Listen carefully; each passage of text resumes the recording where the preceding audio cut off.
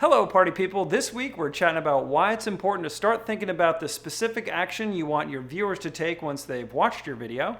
We're going to share the impact of a new tool that we recently used to make a client's video pop, and we've got a hot 522 update. So let's get on with it.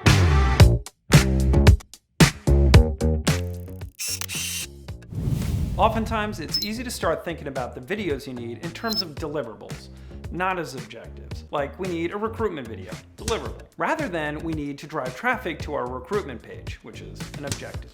Looking at your video project through this lens at the beginning provides a much more direct and measurable path for your team throughout the entire process. It allows your team to remain focused on the goals and outcomes of your video and not get distracted by the elements that might make for a compelling story, but then leaves your audience confused as to what they're supposed to do.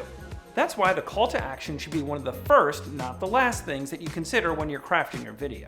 Using the recruitment video example, your story shouldn't wrap with a vague message to apply, but with a clear path as to where and how to do so. That means you need to think about where they're watching this video and the information you need to include.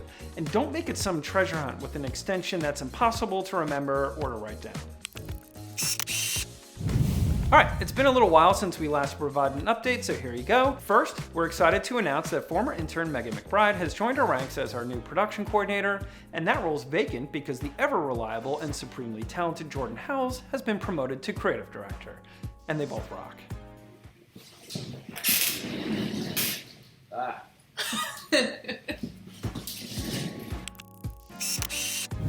So we wanted to share a project that we recently wrapped up that we're pretty stoked about. The aforementioned Jordan teamed up with resident kick-ass creative director Kyle and a few other 522 friends on this facility tour that we produced for Myriad 360.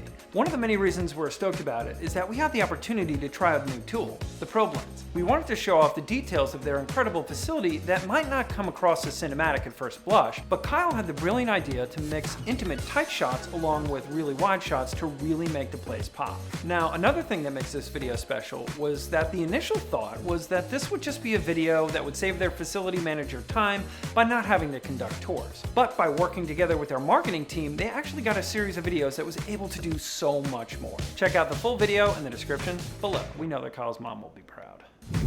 Here on this week's Fortnightly, do the things like, share, subscribe, and we'll see you in 2 weeks. Godspeed.